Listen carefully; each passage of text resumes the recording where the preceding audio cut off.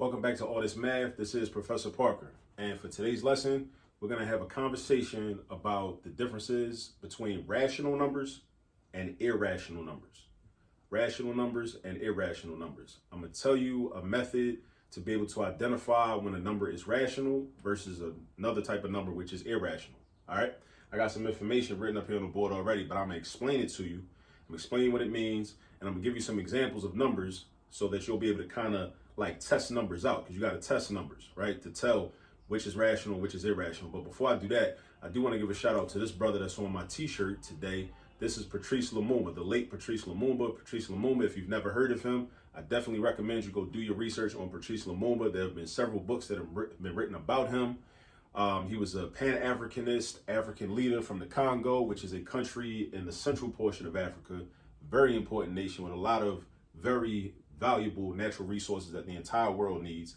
And that actually tied into why he was assassinated in 1961 by the Belgians, by the United States government, and by a lot of European nations that were very concerned with maintaining control of that colonized area of Central Africa. And he was very concerned, him and many people were very concerned about people of African descent coming from under the control of Europeans and European nations and whatnot. So definitely go do your research on Patrice Lumumba.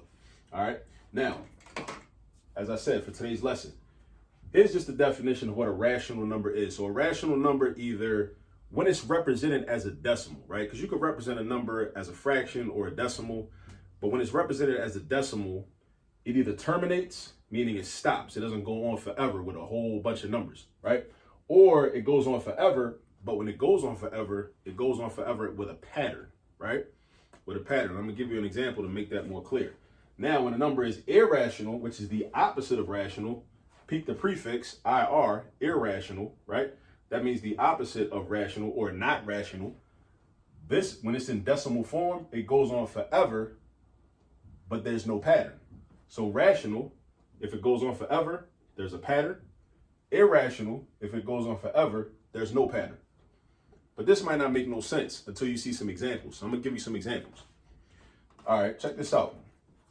Let's say I give you like the number 8, right? 8. First thing, make 8 look like a fraction. So what you should know is the way that you turn any whole number, like 8 is a whole number, right? The way you turn any whole number into a fraction is just give it a 1 for a denominator. So 8 would be the numerator and there will be a 1 for the denominator, right? And what you also understand is that a fraction is just a division problem. That's all a fraction really is. 8 over 1 or 8 firsts is the same thing as saying 8 divided by 1. So if you know 8 divided by 1 because you know your division facts, 8 divided by 1 is just 8. Now, if I wrote this as a decimal, this would be 8.0, right? Any whole number as a decimal, just put a decimal point and a 0. That terminates. There are no other numbers after this 0. It terminates, right? It ends. It ends right there. We could say it ended at 8, but even if I write the point 0, it terminates at 0. So that means that 8 is rational. 8 is rational because when it's in decimal form, it terminates, right? Now, what if I think of like, let me give you another example. What if I give you a fraction, something that's already a fraction? Like let's say 3/4. 3/4, right? 3/4 is the same thing as 3 divided by 4. If you take out a calculator right now and you punch in 3, then you hit the division button, then you punch in 4, and then you hit the equal sign button, that calculator display, unless it's broken, should say 0.75. See that? It's going to say 0.75. It's going to go 0.75. It's nothing after the 5. It terminates at 5. It terminates at 5, or it stops at 5. So again, it terminates. Just like 8 terminates when it's 8.0. 3/4 terminates when it's 0.75. All right? Now, what if I pick like another like weird fraction? Like what about, I don't know. Well, it's not really weird. This is kind of popular. 2/3. 2/3 is a very popular fraction, right? So if I put 2/3 right here, if you put 2/3 in a calculator as a division problem, you would type in 2 first, right? Because you always work top down, right? When we're doing mathematics, you work top down or work from left to right, right? So 2 divided by 3. 2 divided by 3.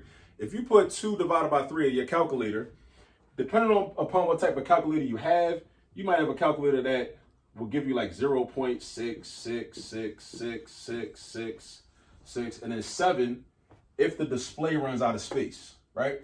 So it rounds off the last 6 to a 7, right?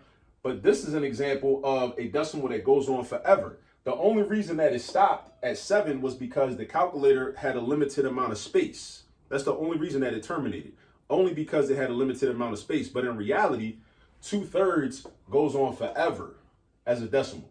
As a decimal, it goes on forever. A whole bunch of 6s, like an infinite number of 6s, right?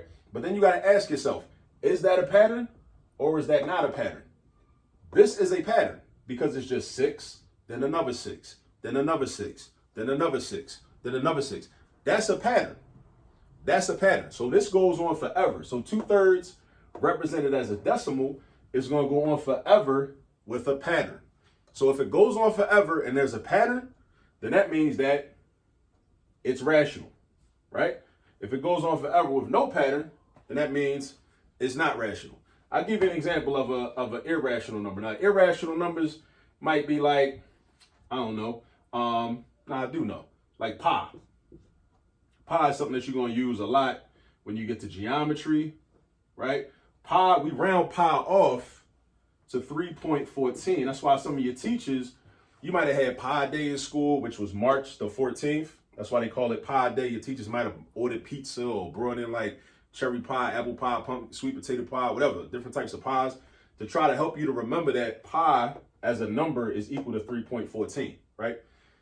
But really, that's rounded off. In reality, pi goes on forever and don't never stop. Pi goes on forever and ever and don't never stop. And actually, I can remember some more of these digits that come after the 4. So it's 3.1415926. It goes on forever and ever. But check it out, though. There's no pattern. There's no pattern to pi. It's just random. It's random, like all crazy. Like you got a 1, then you got a 4, then you got another 1, then you got a 5, then you got a 9, then you got a 2, then you got a 6. And they just keep going. There's all these numbers. There's all these digits. So there's no pattern with pi. So that's an example of an irrational number. Pi is an irrational number because the decimal form of it goes on forever and ever with no pattern, right? 2/3 is rational because the decimal form goes on forever with a pattern. A bunch of 6s, a bunch of 6s, a bunch of 6s. All right. Now, what about what if I did something like the square root of 8? Now, if I represent the square root of 8 as a decimal, I'm gonna go grab my calculator real quick. See, here's my calculator, and I type in 8, and then I hit the square root button, right? So what this is gonna be, according to my calculator, is 2.828. Now, this looks like it might be a pattern, but then instead of there being a 2 after that, there's a 4. Then there's another 2, then there's a 7, and a 1, and a 2, and a 5. And then I know that it just goes on forever and ever. I just know that. It goes on forever and ever, right? 2.828427125, and this goes, it's going to continue. Only reason it stopped at 5 on my calculator is because my calculator display has a limited amount of space. So my calculator display can't show like 55 digits or 2,000 digits. It's not enough space for that, right? But this is also an example of an irrational number, all right? Now, there's a rule connected to this. Whenever you take the square root, because this is a square root symbol right here. Really, it's a radical sign that's used as a square root symbol right now because there's no little number written right here. But whenever you take the square root of a number that is not a perfect square, it's always going to be an irrational number. That's always irrational, right? Because if I take the square root of a number that is a perfect square, let's say I take the square root of 16. The square root of 16 is 4. Because 4 times 4 equals 16. So the square root of 16 is 4. Now ask yourself, does 4 go on forever in a pattern? No. Does 4 go on forever with no pattern? No. 4 terminates because 4 is just 4. That's it. It's just 4. So if I wanted to write it as a decimal, I could say 4.0 and say, oh, it terminates at 0. Or I could just say it's 4 and it terminates at 4. Either way. So the thing you want to take away from this is you want to first make sure you have these notes written down in your notebook, right? And you want to study them. You want to read them over and over again. And when you get asked the question, okay, is this number rational? Is this number irrational, right? You want to ask yourself, in decimal form, does it terminate? And decimal form is key. Decimal form is key. You want to throw it into decimal form. So does it terminate or does it go on forever? Those are the first two questions, right? It's either going to terminate or it's going to go on forever, right? There's no in between. There's no in between. It's either going to stop or it's going to keep going. Just like you. You're either going to walk or you're going to stand still. There's no in between, right? So the number is either going to terminate or go on forever. If it don't terminate and it does go on forever, now you got to ask another question. When it goes on forever, is there a pattern or is there no pattern? Is there a pattern or is there no pattern? Just like with a person. Like people have patterns, right? Some people, they got a routine. They do the same thing every morning. That's their pattern, right? So when you get to know them, you get to know and understand their patterns. Like your parents or your siblings or whatever, your grandparents, whoever, right? You get to know people's patterns, right? So it's kind of predictable and understandable. But a person that don't have no pattern, right? They do something on Monday morning, they do something a certain way, and then Tuesday morning they feel different. They do something a different way. And then Wednesday morning they back to what they did on Monday, and then Thursday they're doing something they never did before. You never seen them do it before. They all over the place, right? That's like a decimal that goes on forever with no pattern. So just remember, if you ever asked to think about rational numbers or irrational numbers, you just got to ask yourself, number one, if I represent this number as a decimal, so if it was like an 8, and then I treat it like a fraction, right? 8 over 1, all right? 8 divided by 1 is just 8, right? We could have just left it at 8, right? Because it's already a whole number. But does it terminate or does it go on forever? Does it terminate? Does it go on forever? It terminates or it stops. It stops at 8. Or if you treat it like a decimal, you would write 8.0 and you say, okay, it stops at 0, right? So that terminates. So it's either going to terminate or go on forever. But if it goes on forever, then you got to ask yourself, does it go on forever in a pattern or does it go on forever with no pattern? If there's a pattern, then it's still rational.